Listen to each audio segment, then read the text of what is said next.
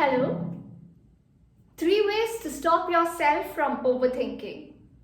Overthinking is when what you think gets in the way of what you want.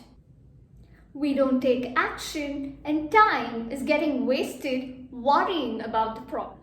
To begin with, if you try to suppress overthinking, it will not happen. Just like if I ask you to not to visualize an ice cream, you cannot stop thinking about ice cream. Similarly, we cannot suppress any thought.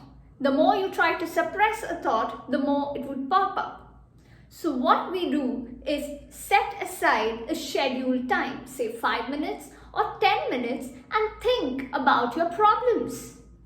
Think what are the issues worrying you, what are the future problems it is going to cause you. Think everything related to your issues, but just for that allotted 5 or 10 minutes. Now, why do we allot time for this? Because Parkinson's law says that the work gets expanded to the time allotted to it. If you take the entire day to think about your problems, it will fill your entire day with problems. Now set a deadline for it and just think of it only during that deadline, and your problem of overthinking will shrink to that deadline. Now the second step. Once your mind is clear on what the issues are, write it down on a piece of paper. Now set aside a time for this too. In those 5 or 10 minutes, list down every problem that had come up or popped up in your mind. Just list it randomly, write it in a piece of paper, crumble that paper and throw it into dustbin. You remember those Bollywood movies where we are asked to throw or burn away the pictures and gifts received from our exes? This technique works. You know why? Because our mind is tricked into believing that the problems are gone.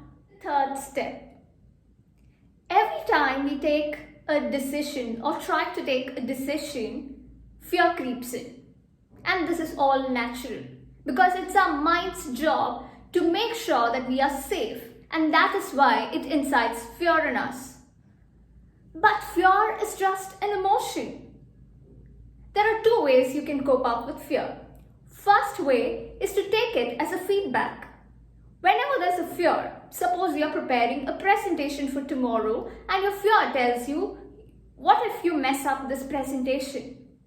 If your fear is asking you that, ask yourself, why is my fear saying this? Have I missed any data points? Am I less prepared? Should I work on it more?